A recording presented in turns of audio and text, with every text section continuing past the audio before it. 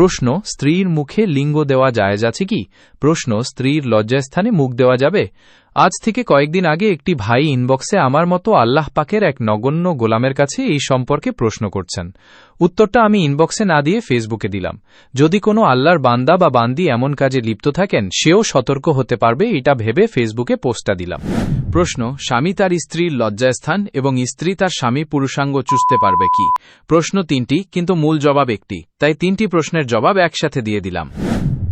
উত্তর, উম্মুল মুমিনিন মা আয়েশা রাদিয়াল্লাহু আনহা বলেছেন, নবী করিম সাল্লাল্লাহু আলাইহি ওয়াসাল্লাম তিনি আমার লজ্জাস্থান দেখেননি এবং আমিও নবী করিম সাল্লাল্লাহু আলাইহি ওয়াসাল্লামের লজ্জাস্থান দেখিনি। তাছাড়া নবী করিম সাল্লাল্লাহু আলাইহি ওয়াসাল্লাম নিষেধ করেছেন লজ্জাস্থানের দিকে না তাকাতে, কেননা তাতে চোখের জ্যোতি কমে যায়। দ্বিতীয়ত, যৌনাঙ্গে মুখ লাগানো একটি পশুবৃত্তিক আচরণ।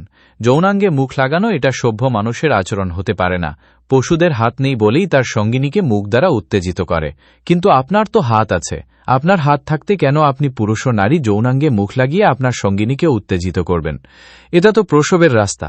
যে পাত্রে আপনি পেশাব করেন সে পাত্রে কি খাবার রেখে খাবেন? আপনার রুচিতে হলে খেতে পারেন, আমার কোনো আপত্তি নেই।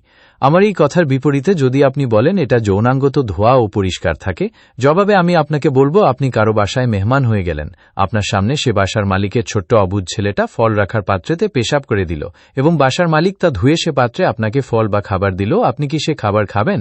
অবশ্য আপনার রুচিতে হলে খেতে পারেন।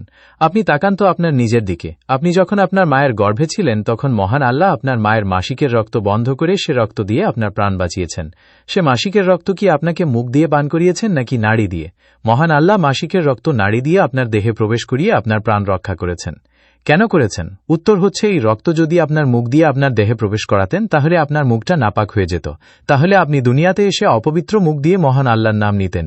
আপনি যাতে পবিত্র মুখ দিয়ে মহান আল্লাহর নাম নিতে বা ইবাদত করতে পারেন, সেজন্য মহান আল্লাহ এই ব্যবস্থার মাধ্যমে মায়ের গর্ভে আপনার প্রাণ বাঁচিয়েছেন। তৃতীয়ত, যৌনাঙ্গে মুখ লাগালে যৌনাঙ্গে লেগে থাকা জীবাণু আপনার দেহে প্রবেশ করবে, তাতে আপনি অসুস্থ হওয়ার সম্ভাবনা আছে।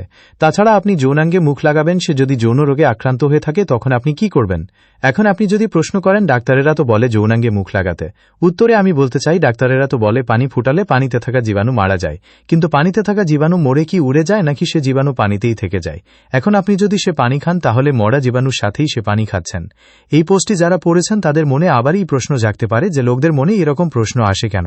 উত্তর হচ্ছে পর্নো ভিডিওর প্রভাব। মোবাইল ফোনে ভিডিও দেখার সুবিধা থাকার কারণেই পর্নো ভিডিও এখন সবার হাতে হাতে চলে এসেছে। পর্নো ভিডিওতে যা করে তা দেখে তাদের মনে এই ধরনের প্রশ্ন জাগে। যারা এই প্রশ্নগুলো করেছেন আমি তাদের সাধুবাদ জানাই, কেননা তারা এই প্রশ্নগুলো করার কারণেই এই পোস্টটি লিখতে পেরেছি, যার কারণে তারা হয়তো এই কাজ করা থেকে বিরত থাকবে। তারা যদি এই প্রশ্ন না করত তাহলে তারাও ওই বেকুবদের মতো কাজ চালিয়ে যেত, যদ্দরুন মানুষ এই সত্যটা জানতে পারত না। সম্মানিত দিনদার ভাই ও বোনেরা, দাম্পত্য জীবনের পবিত্রতা এবং রুচিবোধ বজায় রাখা আমাদের ঈমানী দায়িত্ব।